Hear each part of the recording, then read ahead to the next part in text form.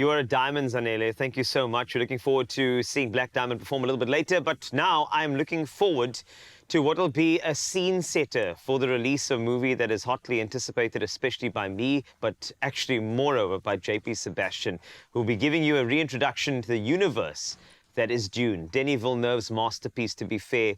And here it comes. From JP. diamonds to spice. Ooh. Yes! I love that. All the I like elements to make everything nice. I missed the beat there, I'm sorry. We're not going to start the rap trio. But look, this isn't just JP's movie. I was just saying to Zoe that people from different walks of life, people who disagree with my taste and they go, oh, I roll my eyes at every popcorn you give, JP, or don't give. So many people came together over Dune to say, yeah, it did something inside. So you said at the top of the show that you haven't seen it. I haven't seen it. Should I see it before I go see number 2? Director himself, Denis Villeneuve, and also a lot of the actors behind it say, you actually don't. You could take your granny and go in, eyes shut. Well, please don't. Knowing nothing of the previous Dune and immerse yourself. However, it does help for me, for the chios, but also for you're being cultured by the first one. Yeah. So I'll give you a rundown of what happened, yes, if that's please. okay with you. A first comparison that I'll make, and I did for you as well, is that we're looking at something that's similar to, say, Game of Thrones. You've got different houses of power, and that reflects, well, reality of a feudal age and reality of present day, the way you might have Bezoses and Musks and Buffetts, etc., Yes. etc. However, we are set in the future of Earth, well, not Earth, but humanity, who has now gone interstellar. We're now all over the world, all over the universe, in the year 10,191. Oh, wow. And so plenty has happened in between. There have been whole apocalypses, etc., etc. And what happens is that you've got this House Atreides that Paul belongs to. Paul Atreides is the young man. And he's conflicted by different forces that are at work inside him. When I say that, I mean that his mother belongs to a sacred group, a sect that are behind the throne almost of every house. Okay. And almost behind the emperor's throne. They're not necessarily in control, but they're in cahoots and they're in finagling and all that kind of stuff. Is that even a word? Probably indeed. It is now. And what the Bene Gesserit do is they have this plan to evolve, whether for good or bad. It's hard to say that things are good or things are evil in Dune. That's a great feeling that gives you. To evolve a human being who they say will connect the past and connect the future, a mind that is able to bridge past and future. So similarly, you might remember in Denis Villeneuve's previous movie, Arrival, Amy Adams learns a language that helps her write forward and write backward and speak forward and backward, which also changes her brain structure. And anyway, so that's sort of what Paul is on a trajectory towards. He only finds out very late that his mother was manipulating him. Even though she loves him dearly, she's not just conniving. She's almost like a puppet master. Yeah, but still caring because she's obeying the sect, but at the same time she's trying to care for her son. Yeah. So she's also conflicted. Lots of people are conflicted. The House of Atreides is sent to this planet Arrakis. Arrakis is the planet that makes intergalactic humanity possible. Why? Because it is the only planet in the universe that has a resource called the spice or melange.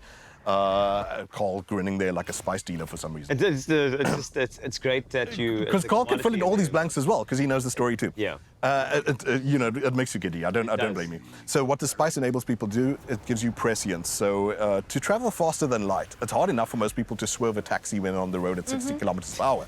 Imagine swerving a planet at the speed of light. So taking the spice gives you this prevision to know there's something ahead. I can navigate these guild highliners, which are these large ships. So let's put this in real life terms. I already told you it's like we're in a feudal age where we have Buffetts and Musks and Gateses and all that kind of stuff. Democracy is gone. The spice is a bit like oil, the way it connects planet Earth. The CHOAM, which is this corporate body, is like OPEC. Highliners then you got your NATOs and your UNs and whatever. JP's not going to get into the politics. And obviously you got your indigenous people to Arrakis, who are, much like the planet Earth, exploited for their proxy of oil, who are oppressed for this proxy to oil the spice. And once the Atreides house gets there, what they're doing on this planet is that they've been commissioned by the Emperor, who in number 2 is played by Christopher Walken wonderfully, to switch from another house, House Harkonnen, who are obviously very bitter that they've been having the most valuable commodity taken away from their care and given to this new house. They then betray this house. The Emperor also betrays this new house because it was a test, because he was worried about their rising power, and the whole of House Atreides is exterminated, and the mother, that's Paul and Jessica, are sent into the desert in exile, a refugee to these indigenous people. He is now conflicted about fighting for the indigenous people, fighting against these new feelings of being programmed by the Bene Gesserit, and the future of Arrakis itself and the universe. But now we move on to number 2, which comes out today. Sorry, I just blabbed and steamrolled you guys. No, but you it's gave a big us movie. a full That was background. a great story. I wanted to sit in the mat. I'm going to show you. storytelling? I'm going I to show would you a listen. long clip then as well. And this is probably one of my favorite scenes, even though it's hard to say for Dune 2. I'm going to get into the evaluation afterwards. But the camera work in this is amazing. What we're about to see is Paul's induction into the tribe of the Fremen people, the indigenous people. And how you do that is you ride these sandworms who protect the spice and the planet. And this is a do or die situation. Going over my time. So how about it's time for Dune? Here's a look.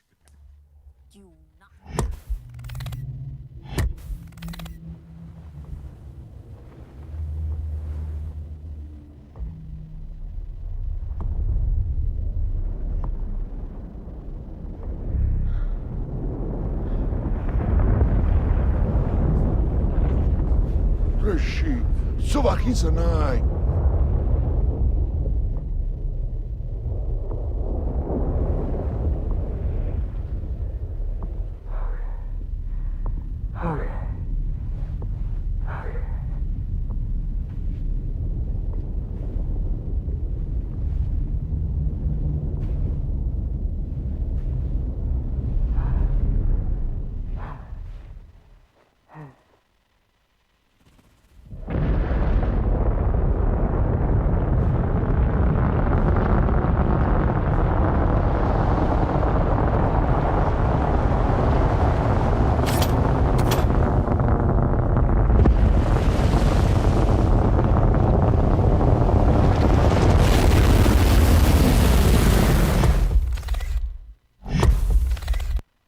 You can't leave it there.